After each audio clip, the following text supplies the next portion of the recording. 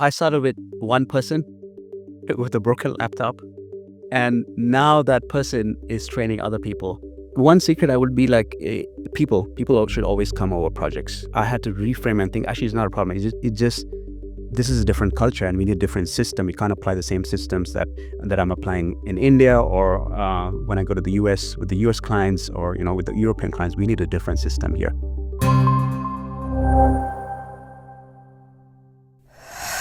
Well, it's my pleasure today to welcome Arpit to the podcast. He and I have been friends here almost a year now. Got introduced by a CEO here, local CEO, and just hit it off. Both on the business side, we have some project we're working on together, and then just personally too. His family's about the same stage of development that I am. So he's been a huge blessing as we're getting settled into the country and learning how everything works. So Arpit, thank you for being here. Yeah, it's my pleasure to be here and excited to meet like-minded individuals. And yeah, just let's take this forward. Awesome. Well, first one's a pretty easy one. We just want to get to know you a little bit. Can you tell us about your background, kind of what you do? Yeah. So I'm originally from India, Chennai, that's down south. Grew up in India. Um, I have a degree in software engineering. That's something I've been passionate from since I was a kid. I kind of taught myself to code early on. And my parents were missionaries, and so we kind of moved around a lot in different parts of India. So my experience has been very varied. I don't speak the language where I'm from because we kind of moved around so much, and India has so many different language cultures. While growing up, got to experience a lot of that. But I think getting into software kind of really opened my eyes to the global market. Worked for a few companies. I realized that I was not just limited to the country that I was in. Like, I could do work for people outside as well. So ended up consulting for a few big firms in India, outside, and yeah, software has been a huge part of my life. And how I ended up in Rwanda was I did a mission trip with my church in 2018, and we actually originally went to Uganda, but I love traveling. And so I decided and told my friends, hey, I'm going to stay back and try and visit these other countries. I had a few friends in Mombasa, and then a friend was starting a church here in Kigali, and I was like, hey, let me go stay with them. And I just saw the potential of this country, of this nation. There's so many young people. And I think I just felt like I could, move here and make a difference. So in a nutshell, there's a lot more that's happened, but that's a little bit about me. Yeah. As we do interviews in Kigali, particular, in Rwanda, particular, that word potential keeps coming up again and again. I'd love to actually double down there. Like, when you first came to Kigali, when you first came to Rwanda, like what is it that you saw? So you will hear me talk a lot about my faith because that is the foundation of who I am and everything that I do. So uh, in India, I was part of this really wonderful church, and a few words that were spoken over me was that I would be training young people. And it was something I was praying for a long time. And so when I did this trip, I entered this house and I saw all these young, men and women there. And as I started having conversations with them, I could see they were so hungry and ready, but the opportunities just weren't there. And especially someone who is, doing software. Like, my first question when I meet someone who's doing software engineer is like, hey, so what did you learn? What did you do? What are they teaching you? I just found this gap in knowledge. And at the same time, the word that I was given, I could see, God, is there something here? And then I was looking at the stats of Rwanda. 65% of people are under the age of 30. So we have this, again, the history of what's happened, etc. It is sad, but the potential is huge because you have all these young people coming out. And when we talk about potential, I have seen my own journey, when someone has poured and mentored into me when I was young. And here are all these young people, like, just waiting to learn and observe and just find meaning in their life. And I think that was the one thing that kind of pulled me into, Rwanda. And like, I just made that decision. Again, it's a long story how I ended up here, but it's just God just guiding me every step of the way. And yeah, he's really blessed what I'm doing right now. So you talked about the talent in Rwanda, and that was actually one of the first things that really hit me. It was after we had moved here, and I was hiring for our first outsourcing contract. And I'm a former BCG consultant. I have sat and interviewed a ton of Ivy League students in the States, and like kind of know what it takes to interview somebody and all of that. But as I sat down and started talking to a few software developers, I went, man, like the raw potential, the raw talent, the skill that is here is amazing. And at like the level of value that we're able to provide for a US client, I basically said like, hey, if I can't find a good paying job for them, a good client opportunity for them, that's on me. And so that was one of the big things that attracted me here to the country as well. Absolutely. Absolutely. Yeah. I mean, the other thing is the government is so pro ICT. They're pushing so hard and training this. So is just that it needs that extra level of training. Skills is one thing, okay, and we can talk about the other part, which is leadership and soft skills and professional etiquette. That is not being taught as much, and that's where I see the true potential. You have all these young people with the skills. They just need this extra level of training that can help them, become world class. Yeah. Yeah, we've had other folks on the podcast that are involved in technology certainly, and that seems to be a consistent theme where especially in Rwanda, there's so much interest and recognition from the government here that this is a big part of the future. Even going back to my experience when I first started coming here, a big topic of conversation was the 2020 vision and where they were going, and technology being a core pillar within that structure.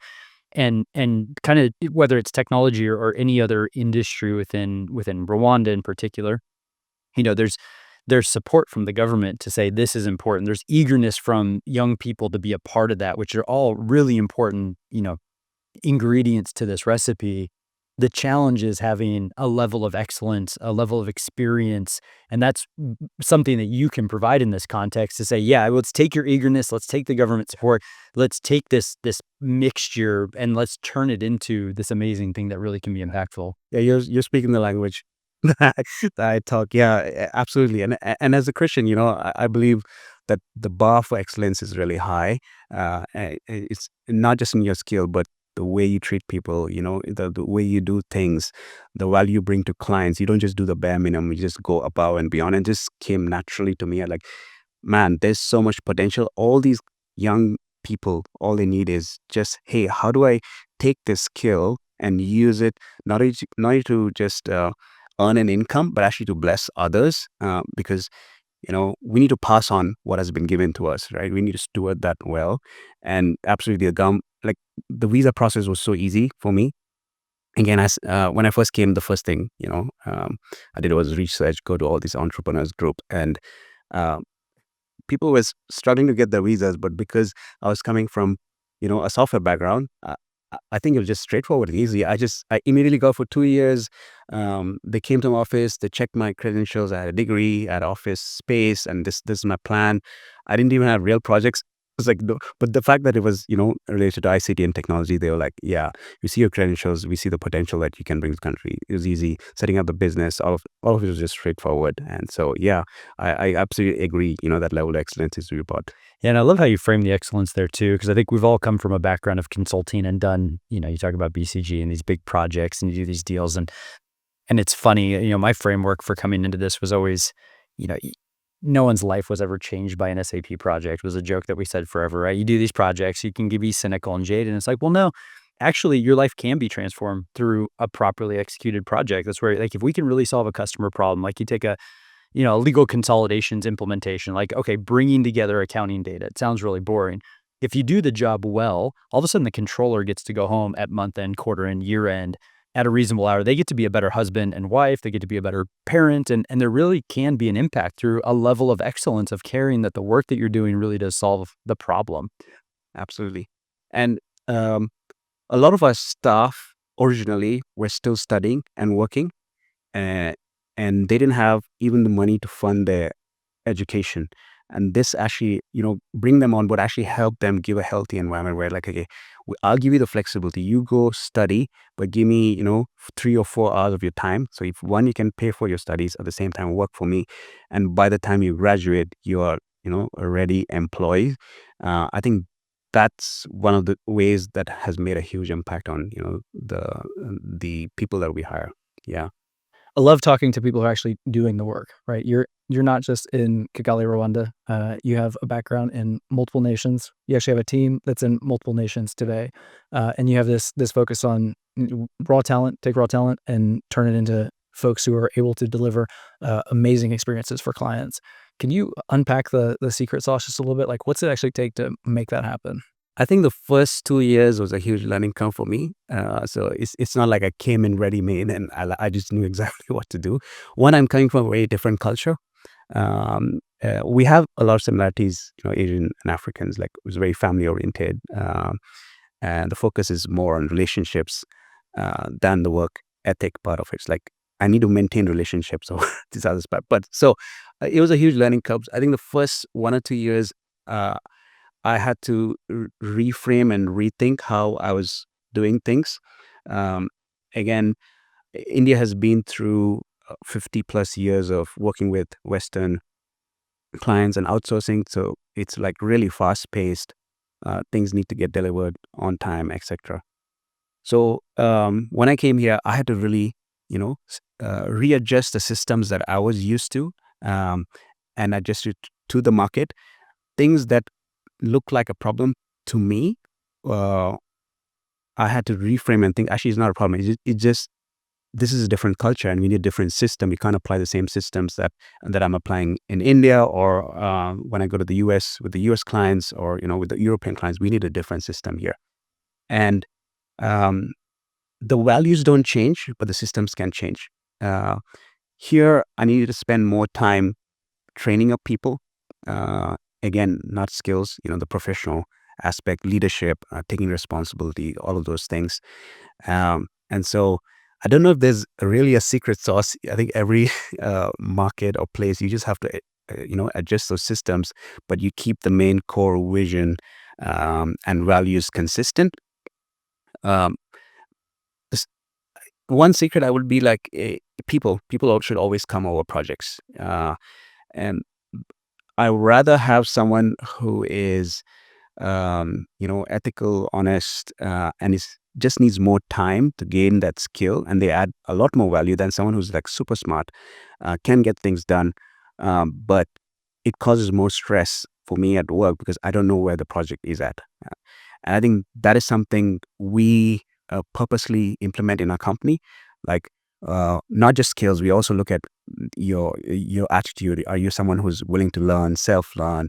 Are you someone who is not afraid to admit your mistakes? That really helps us be honest with our clients as well. Like, hey, there's a delay in our deliverables. Whereas if I don't have that information and I believe that it's going to be done, and then it's like last minute, it's like going to the client, and I don't want to be in a place to make excuses. So I would say focusing on the not just the skills, but the leadership and taking responsibility, and your values and ethics is, I would say, some like a bit of a secret sauce, at least for us as a company. Yeah, It's funny you say that. Is I if I were to interpret what you're saying, like that's the people. Like yeah, I talk about it a lot. Like we're fundamentally in a people business, and so just like you'd care deeply about the quality of your inventory or something else, the quality of what you're delivering in other areas. You care about the people yeah, the same yeah, way, yeah, right? And so yeah, yeah, it's yeah, yeah. Like, otherwise, it's just profit driven, and it's about numbers. Um, also, honestly, I don't think that that's the way I'm built. I do want profit. I do want us to be successful, but not at the cost of getting burnt out or just pushing people hardware. And also, the turnover rate is much higher. I've learned this hard lessons through my consulting days, where it's just project to project. It's like people come, people go, but what true value are you actually adding? Yeah, it's not just a job. You actually have an opportunity to help people really rise in their character and the gifting and their skills. And as an entrepreneur, you know, um, they're coming into your space, and you have opportunity to actually shape the culture. Whereas with it's just freelancers or contractors, like, there's no say. It's just a project, and just say, okay, we got this opportunity, this much percentage done, boom, the project is done. Yeah, yeah.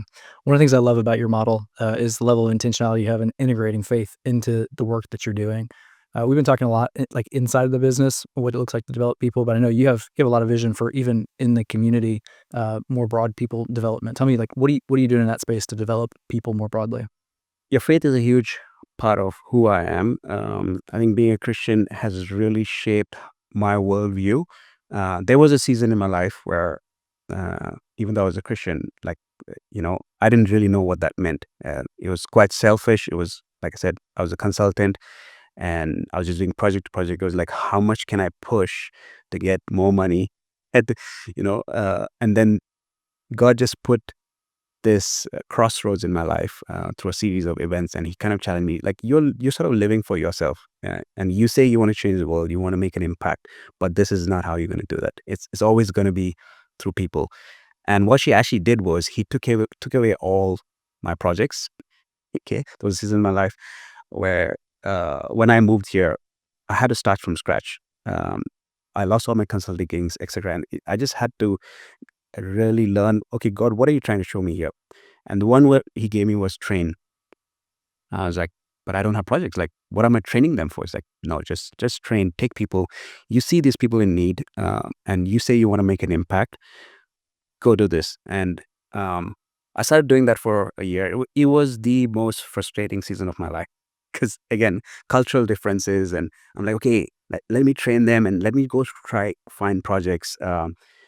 The projects were not coming, but all I just kept training. But in that season, God really showed me what does training look like. You're focusing so much on the skills, and you can keep hearing me talk about leadership, character, all of that. That part was really missing. I just thought if I could give people the skills, and then some of my projects, we could create a successful business. But God kept coming back and saying, no, it's the people, and how they're actually helping them become better. What if you do all the training and they leave? What's going to happen then? Are you willing to let go of that? And are you actually setting them up well for the company or the organization that they're going to join? I think once I had that, once I learned those lessons, and it changed my perspective, then that's when the project starts coming. It's like God was like, okay, you learned your lesson, so this is what I want you to do. So we are openly a Christian company. What that means is we might not showcase it on our website, but that's the values that all drive us. Um, a lot of people who work for us are Christians as well. One thing I always tell people, it's easy to teach skills, but it's very hard to teach character. And when someone says, hey, I'm actually a Christian, at least I can have that conversation with them. Like, okay, so if you say you're a Christian, this is the bar, then, you cannot compromise on these values, if you say you are a Christian. So I think that's really help us have a healthy work environment, like just people just being honest, where they are at, where they need help with. And I've also noticed like a lot of companies here kind of overwork their employees, and so we don't bother people on the Saturday and a Sunday. Again, some of the guys who come work for me, like, surprise. Okay, so we don't work on Saturdays and Sundays, nothing. Yeah, yeah, yeah. That's your time, to take time off with family, etc. Paying people on time, and also when someone joins us, we're not just paying you a salary. I always tell them this is a long-term investment. If you're giving you a contract, your job is secure. Whether we lose the client or not, I'm going to make sure you're going to be paid at least for that year. What kind of training can we give? How can we invest in you, right? So I think it's all part of, you know b- being a Christian is like how can we make a difference in people's lives? Obviously, sharing your faith is a big part of it. Sharing, what God has done in my life. But when someone is struggling, how do you share your faith without actually addressing the underlying issues, right? People are struggling with poverty, when people are struggling with, familial issues. I don't know if you heard this word black tax. It comes up a lot when I talk with the guys. When someone works for us, they're not just working for themselves, they're actually working for their extended family. So the money is actually going to support their parents, their siblings, for pay for university fees, all of that. And again, I had to discover that and keep that in mind when we are trying to support people. It's not just a salary. It's like you are actually somebody supporting the community around you. So yes, faith is a big part of everything that we do as a company. Yeah. That's awesome. There's so many things that you just hit on that resonate with me, but let's dive in on, faith being deep in the work that you're doing. One of the things that's been amazing for me on this journey into entrepreneurship, particularly in Africa, is the level of freedom and flexibility that there is to integrate faith with the work that we do. Right, in corporate America, it looks like one thing, and there's lots of great one-on-one relationships, those kind of things. But like inside the context of a business, like you're you're making an impact in families, you're making an impact on individuals, you're making an impact on all of their future projects that they work on and how they do business. Like what are some of the practices that you have personally to integrate your faith into the work that you're doing? One is we do skill-based training, but we also run a 9 months leadership. We call it Leadership Academy, and it is an intentional process. There are a lot of people uh, who are Christians in this nation. It is a Christian nation, but people don't really understand what that means. They're Christian because their parents are a Christian or they've been asked to go to church, but they haven't really discovered their faith. So what we do is we provide them with a holistic discipling course. There's an interview process, etc. Just to make sure, hey, we're doing this almost for free. We all we need is a commitment from you to be part of this program. And so it runs for 9 months. We teach them the foundations of the Bible, why these books, what is the Old Testament, New Testament, all of that. And then in the second term, we kind of focus more on their character. What's your personality like? What's the gifting, right? Like, uh, are you living your life because someone has put expectations on you, or are you living the life God has actually designed you to be? Okay, and all of this, and then we finish off with you know basic things like communication, leadership, and leading others, and also replicating it. Okay, we have given you all these tools and training. How can you go and now disciple other people?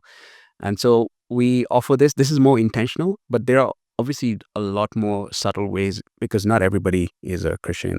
Okay, and we're not saying that we only hire Christians. No, it's open to anybody. Anybody can join. But we openly pray, give the option to people to pray in office. We also use the space to run a Bible study for anyone who's interested. It's not forced on anyone else. Also, we we continually repeat that we are openly Christian. This is what we value in, and explain the why. Because just telling people the what is not sometimes helpful. You have to keep going back to the why. This is why we do what we do. This is why, yes, this person to you seems like is not qualified or keeps messing up, but we want to still give them a chance because they are honest about where they are. Just small things like that we continually incorporate in our company. So yeah, I hope that answers what you're looking for. Yeah. I like how you said, not just the training, but the kind of throwaway comment at the end is probably one of the most important pieces, in my opinion. You talked about, and then passing it on to the next person. And I think, it's always fascinating to me when, people rediscover biblical truths in a non-biblical context. So, the idea of paying it forward, like most people would recognize, whether it's through like things like karma or whatever, the idea that, okay, what I have received, I need to pass on to other people. And I think that's so important in the work context in terms of, we use context like, Extreme Ownership, which is a book that kind of really, you take full accountability for the piece that you have, but that's not just doing a good job. It's also enabling the next person to do a good job when they take and run with it. How much more so through your faith, when you think about like, a pastor once described it as us being conduits of grace, conduits of blessing and opportunity. And so as we receive, we give on to others as well. And I think, this is a consistent refrain anywhere on the planet, but especially in the African context, when you think about the growth of Rwanda and you think about the opportunity within Africa across the board, you see so many examples of corruption and not just true corruption, but the way that we think about it, but, targeted corruption, and that this selfish nature of, okay, I'm going to receive and then I'm not going to pass it along.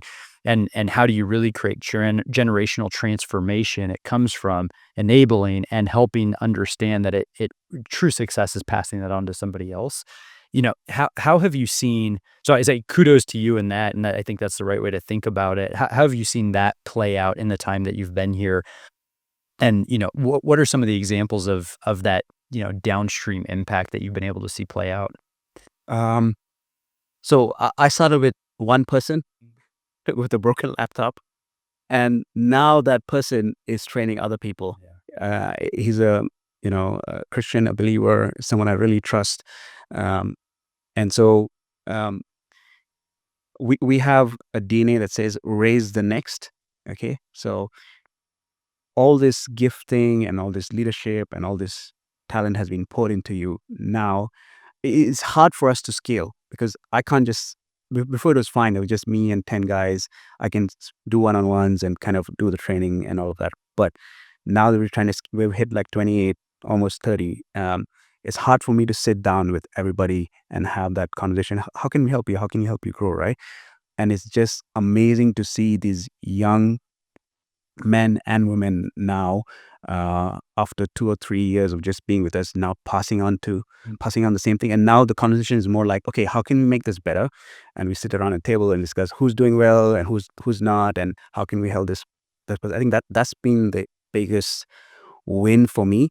Again, I had to learn through my mistakes, because sometimes a perfectionist, like this is how we do things. But God is just challenging me, saying, hey, no, you need to delegate.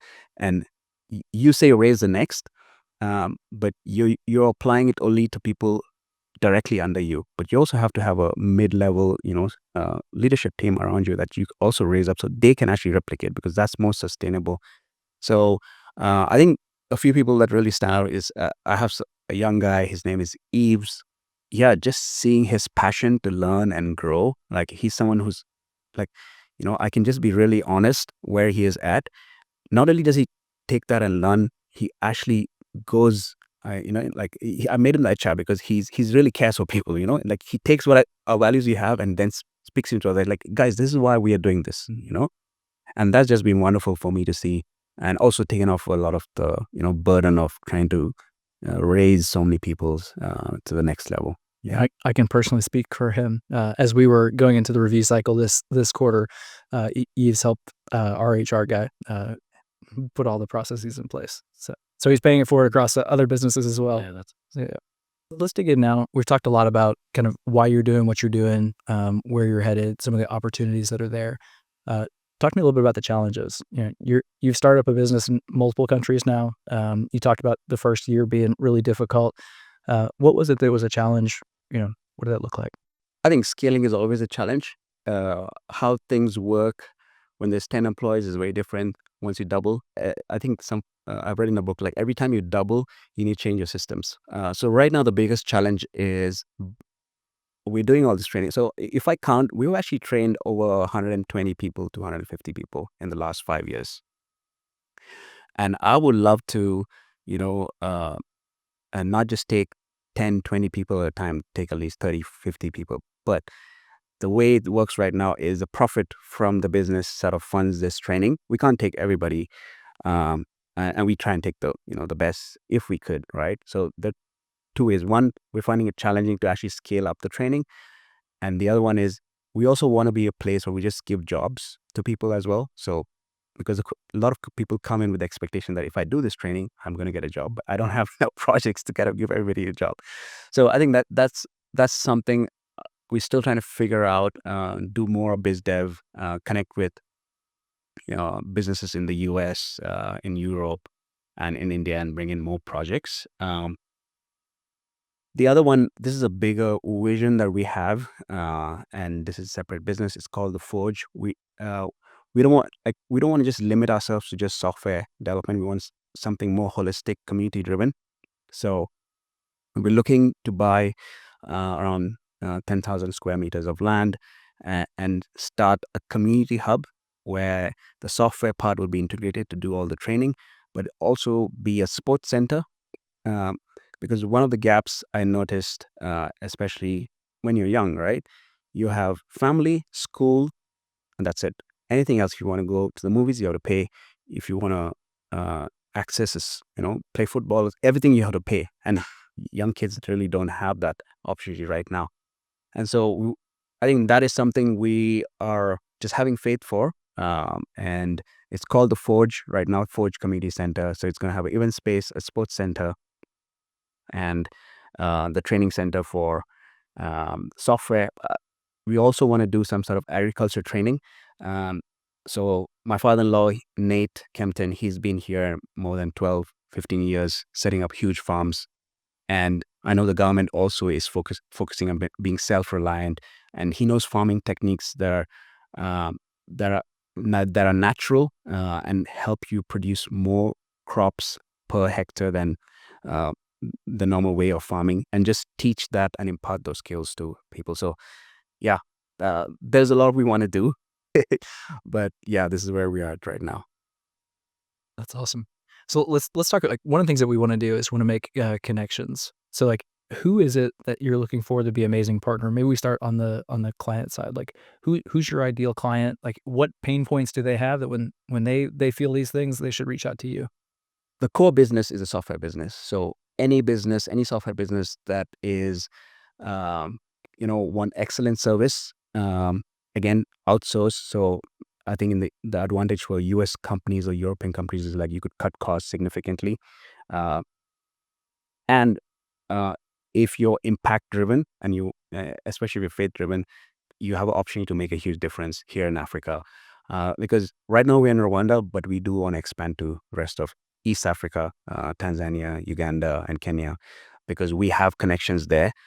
At some point, we want to replicate the same self-sustaining model where we have companies running there, and you're training people at the same time, empowering them to, come out of the poverty or whatever things that they're struggling with. So that's one area. Any impact-driven investor, any software services company that are looking to outsource. But for the Forge, I think we're looking for primarily impact-driven investment, because uh, we want it to be self-sustainable. We want it to be profitable, but profit is not the main objective here. It's like community development and change and transformation, building leaders, and it is going to be a space. I said a sports center, so it's not just a place for people to just come and play and have a good time, but it's an intentional space where you use team building activities for young adults, for corporates to come in, uh, again, faith driven. So I think for that project we need a different kind of investment.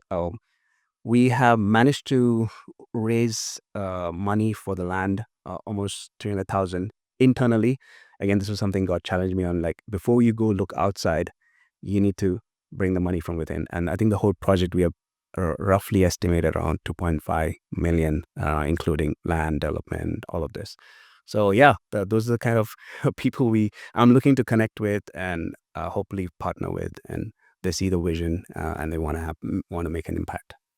Maybe go one level further on the software development piece. Can you give some examples of the types of projects that you've done, skill sets, et cetera? And I think I asked this because I think a lot of times, obviously, people who are looking for a software developer now, great, I have a potential option. I think maybe another frame is for folks listening to this that haven't even gotten into the software development world and are thinking about how do we help solve problems, especially in kind of an AI-driven world where we know some type of automation probably helps our business, but we're not sure how to tap into that.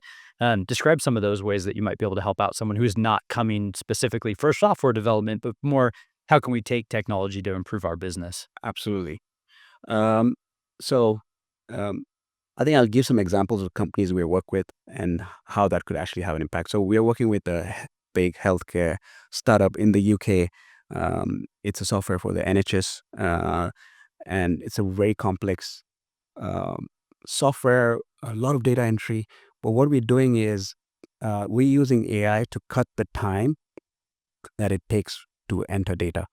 And that same technology can be used in any domain, especially I think domains like finance or insurance, where you have someone who's entering a lot of data manually. AI can, scan the forms, scan the PDFs, or even handwritten notes. And it might not be 100% accurate, but at least it's cutting down your time, which took you 1 to 2 hours, to at least 15 minutes of just reviewing it. So um, again, AI and automation can really help your business be more efficient. We're not taking the human element out of it. The human element is still there. It's just that you get to focus on things that are really important. And so what I would say is, even if you're a small business, if there are tasks that you're doing routinely, and it's fixed, technology can really help you cut that part out so that you can actually focus on the real part of your business or job that you have.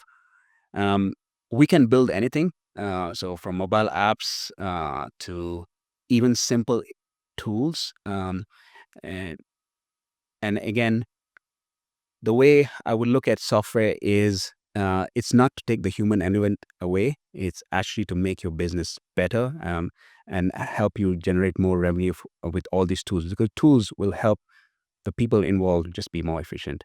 So yeah, I guess in a nutshell, it's anything that you can automate. Anything that you can look in your business and see like, hey, this is something we're wasting a lot of time on. How can we make it more efficient, either through data entry or to automation or through, um, you know, um, maybe a mobile app. Maybe they're out in the field. There's no internet. There's no connections. But we need to capture all this information and bring it in. Any way we can use software can be used to help. Yeah. Automate things. Yeah. I'll dive in there on the AI component here because I think we're in this like pivotal moment. There's been some before the internet, the advent of personal computers, some of those things. But like there's this new technology. Everybody knows it has a ton of potential. Not quite sure how to implement. I think there's an MIT statistic that 95% of self-implementations, if a company tries to implement by themselves, end up not returning, not being profitable. But the flip side of that is, we're seeing individual workers becoming, 50% more productive and things like that with the right use of AI. And you made the point, like, you don't even have to be a big company now to start to leverage some of these technologies, because with AI-enabled software developers, there's a ton of stuff that can be done quickly. I think we're moving from a world of big software companies that are doing a broad swath things to making very specific software applications that do exactly what your company needs and doubles employees' productivity, triples employees' productivity, something like that. It's like the pain point I'd listen to, just send somebody your way. It's like, hey, I have a team that hates their job. Like, they're doing routine, monotonous stuff. It feels like it could be automated, but like, I haven't found a solution that automates this stuff. Like, is there something we could do?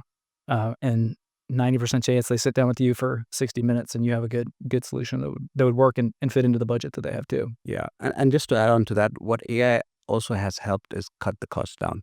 I think before, a small or medium-sized company wouldn't even think about building software. It's like, this is too expensive. This is going to take hundreds and thousands of dollars. But now it's far more affordable. I think if someone looks at their profit margins, like, can we put 10% or even 5% into this and take away some of these boring tasks, and actually our revenues could actually jump, because and this thing has been automated now. Yeah.